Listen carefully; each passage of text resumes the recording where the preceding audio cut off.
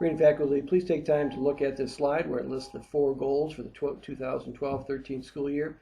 And also, Superintendent Jane Behrens will give you a summary of where we are and where we're going. One of the items of interest at about 11 minutes into the video, you can fast forward to that if you'd like, but of course, very good information prior to that.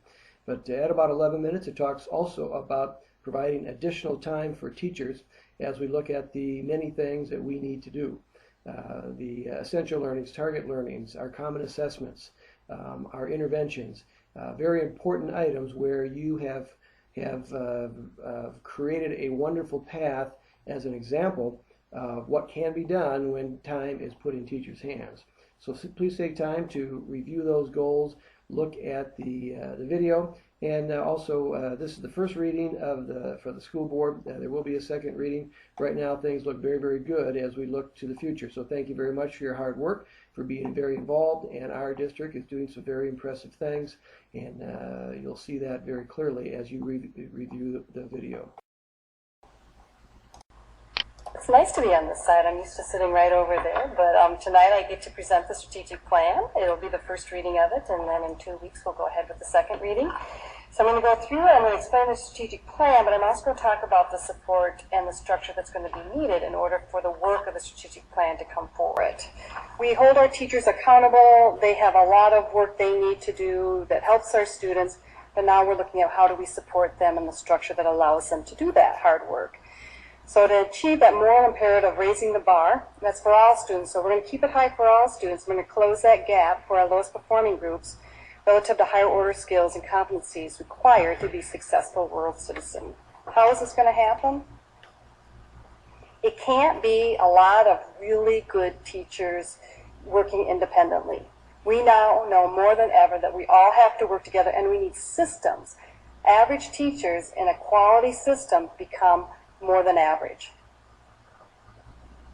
So we're going to line up all of our structures, all of the work we need to do going into the same direction. And our strategic plan really has allowed us to do that. But now we're looking at how do we function within our system.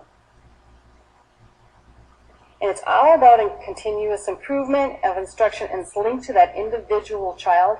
Before, it used to be okay that some kids just didn't understand the concept and you moved on. That's not okay anymore. We need high level of learning for all of our students. So here's our framework. We talked about highly trained teachers. We talked about the work of those essential learnings, the formative assessment, and then you move down to teachers being able to look at data of students to determine what they need to do for instruction. And that timely intervention, whether it's remedial or extension, has to be happening throughout that unit, throughout that course, throughout that year. And all of the work I talked about was in that strategic plan. So if we want highly trained teachers working in groups, analyzing student data, and modifying that instruction to each student, how are we going to find time without incurring costs? Because we all know we have to work within the dollars that we have. Well, this is what we have right now. We know we have summer, and I think a lot of people would be surprised the amount of time that our teachers put in the summer. It's not mandatory. Our teachers work 185 days. That's their contract. That's what they're paid for. So anytime they work in the summer is time that they've said they will voluntarily do. And we have a lot of teacher training during the summer, working on curriculum, instructional strategies. And also we would have task force, say our strategic plan, and we had teachers volunteering for that strategic plan. So that happens in the summer. So we do take advantage of our summer, but we don't have any students then. So then you go and you look at workshop week. That's that week before kids start. And that time is for new teachers and district-wide and building meetings, especially if you're an elementary teacher, you have a lot of room set up, and you're preparing for that first trimester. So we have that. Now we're moving into the school year. And we have our student day. Our students go 174 days. They're above the state average. There's a new minimum now, and we are quite a bit above the minimum number requirement of hours. And so as you look into that school year, how you get time for teachers to collaborate are different ways right now, with either through a substitute teacher and kids stay in school, or teachers can work after school and we pay them additional, but we know how tired, but we have that time and we do use that time. And then we have 2 days that are set aside, no students come, and it's time for teachers to collaborate and work together. So that's what we have right now.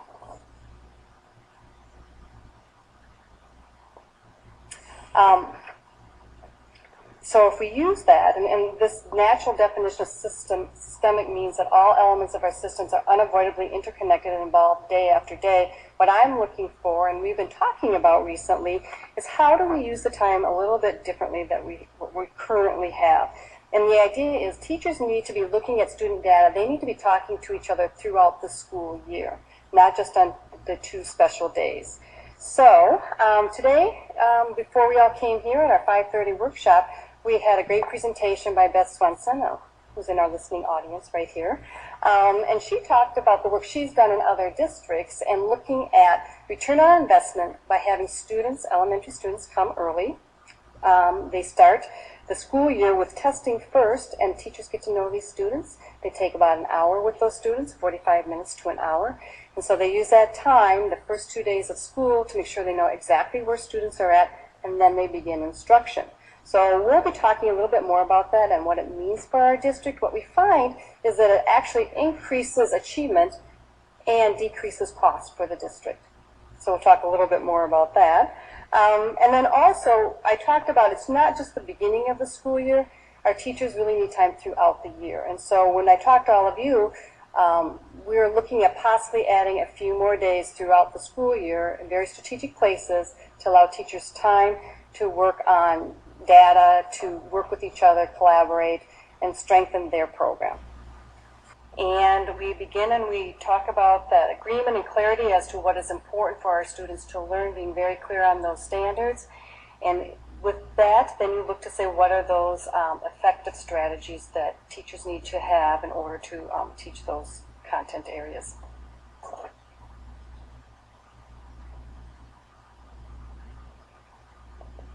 And then we're going to talk a little bit about that balanced assessment program. You all have listened about our assessment, and you know that we've had too much, we believe, summative assessment, the standardized testing, the testing that is used for grading.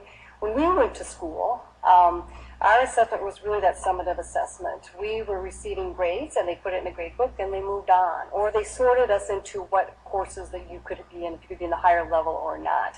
And so that was at the summative assessment. We're much more interested right now in balancing that with formative assessment, assessing kids to know where they're at any given moment as to how close they are to that goal, that concept.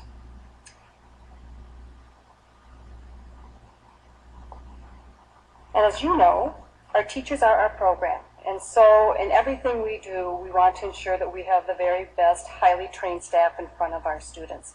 And you'll see here differentiated professional development, meaning all teachers don't need the same professional development. So we've become very clear that we need to differentiate that for our staff. We'll move into effective evaluation. We do evaluate our teachers, of course, but part of this has been legislated that we need to work with our teachers union and develop an evaluation system in collaboration, administration and teachers union, that 35% of their evaluation has to be on student achievement data. So that'll be interesting. And throughout the state, if the teachers union and administration can't figure that out together, then the default is the program that the Minnesota Department of Ed will put together for that evaluation. But I am confident that 196 will be able to figure that out. Our third strategy, so we're at 3 out of 4. We're almost through all of our strategies here. This one has to do with our achievement gap. And we have been very purposeful in our work in this area, and we're actually seeing gains. So that's great. We're going to continue that work. The first goal has to do with that culture proficiency for our teachers. It's what is the professional development our teachers need to have to make sure that they know how to work with.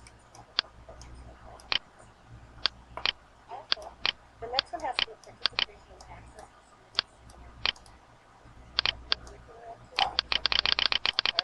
to one program that's already started.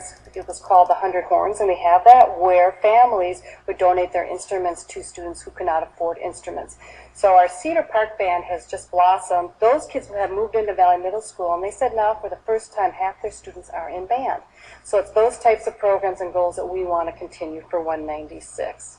And then the last one on this page has to do with increasing access to those high-level courses. Unfortunately, our kids of color are underrepresented in those high-level courses. I'm talking about advanced placement, college in the schools, gifted and talented, honors classes. So what are we going to do to make sure that their numbers reflect their demographics?